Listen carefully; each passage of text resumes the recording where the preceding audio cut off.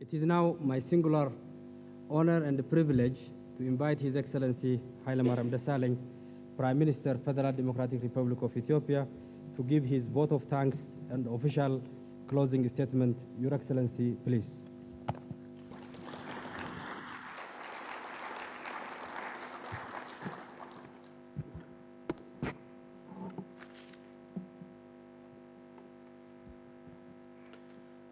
Your Excellency, Mr. Lee Yong, Director General, United Nations Industrial Development Organization, Excellencies, Ministers, distinguished participants, ladies and gentlemen.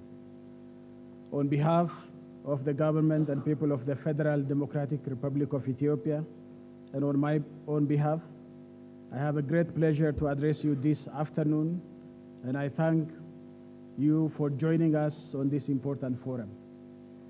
I would like to thank all those who took the initiative to organize this excellent forum, which allowed us, the government, the private sector, which is the engine of the growth, and our partners, deliberate on how we can unleash Ethiopia's vast investment potential in the agro-industry sector.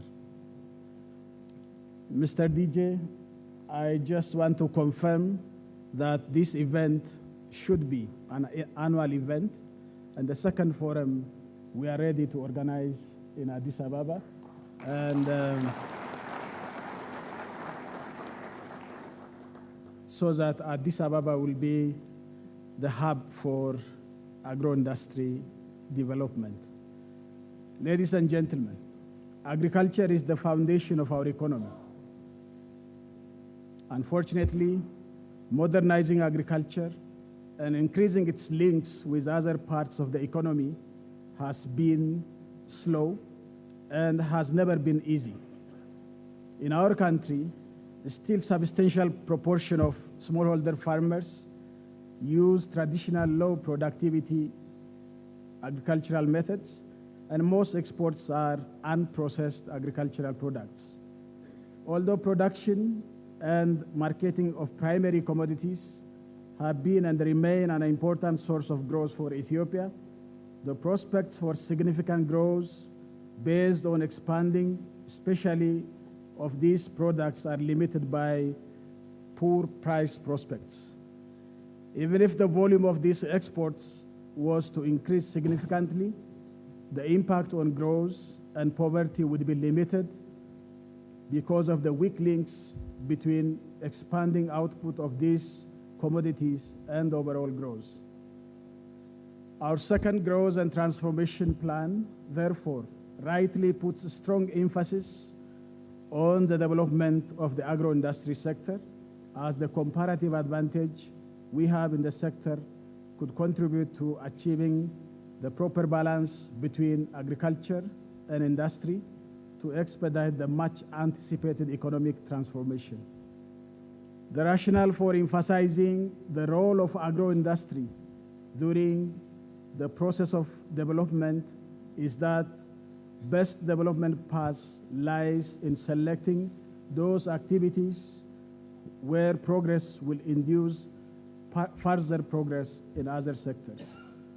Distinguished participants, for our country and our economy, in the context of agricultural-led development strategy, conserving and converting enhanced agricultural output into maximized value-added products for global markets occupy a critical tactical niche. The agro and allied industries need to be seen as a strategic growth stimulating forces. We must remember that the food and allied industries continue the motive force that drove the agricultural industry of the developed countries of the world. Our country, therefore, must learn to harness the same vital force to just jumpstart and sustain the engine of economic development. And this is true now more than ever before. As we all know, the demand for food and agricultural products is changing in unprecedented ways around the world. Increases in per capita incomes, higher urbanization and the growing numbers of women in the workforce engender greater demand for high-value commodities, processed products, and ready prepared foods. The nature and extent of the changing structure of agri-food demand offer unprecedented opportunities for diversification and value addition in agriculture, particularly in developing countries like mine. Your Excellencies, all we need to do here in Ethiopia is turn the potential into reality. Ethiopia has the largest livestock population in Africa, quote unquote, its head count. The quality of the livestock has to improve. We have the finest cottons with 3 million hectares of land available for its cultivation. Similarly, Ethiopia is considered as fourth largest in the world after Myanmar, India, and China in sesame production. The list goes on. We are the home for coffee, and our coffee is sold unprocessed. At this juncture, I am happy to note that we have now embarked on the right path of becoming Africa's hub in light manufacturing by 2025. And I think, and I assume, many of you would agree with me that we have every reason to be ambitious. Your Excellencies, as I said earlier, we are inviting heavily to increase the production level of our agriculture and strengthen deeper linkages with agro-processing and value additions in various sectors. At the center of our agro-industry development endeavors is the development of industrial and agro-food parks in strategic locations across the nation. Industrial parks are built in an integrated manner to address constraints related to land access, infrastructure, trade logistics, customs regulation, and skills. I am sure most of you has raised this issue in your discussion that whether facilitation is there in the country or not. I can assure you that with the policy measures to have an industrial parks, we can address all those constraints that face in African industrialization. In this regard, Ethiopian government's strong commitment has been demonstrated in the quick operationalization of the Boli-Lemi Industrial Park, Eastern Industrial Park, and the state-of-the-art Eco-Industrial Park in Hawassa, earning us international acclaim. At present, I am glad to inform you that the government is taking proactive measures to expedite the establishment process of the 4 pilot integrated agro-industrial parks by allocating resources to support infrastructure development and earmarking sustainable development goals budget to top up the regions for this purpose. In this connection, I would like to extend my appreciation to partners and businesses which are showing interest in mobilizing resources and in engaging in investment, taking the pioneering role in setting up the advanced infrastructure that's hoped to propel Ethiopia to the new heights on the global manufacturing sector landscape.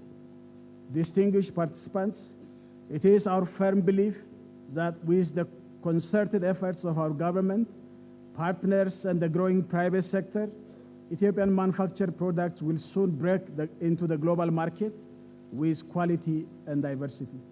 We realize partnership is key for success in those endeavors, and we call upon each and every one of you to join hands with us for mutual benefit. This forum was an opportunity for our government to underscore its commitment to work with the private sector.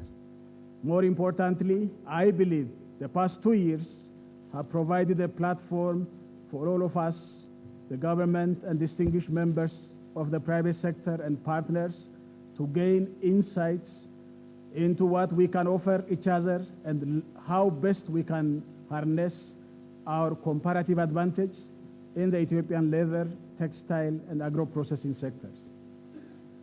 I call upon all members of international domestic business community. Of course, I should focus very well in this.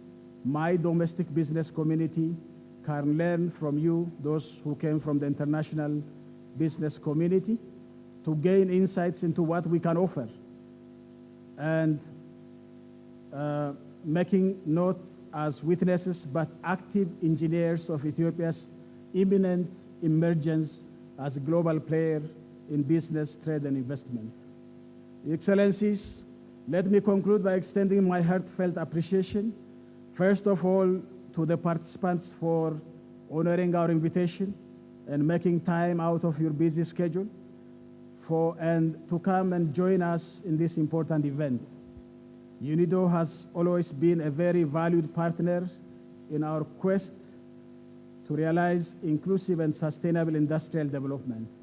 And at this juncture, the DJ, His Excellency Lee Young, deserves special praise as true friend of the developing world, especially Africa, and for his unreserved, all-rounded support and encouragement. Would you join me to applaud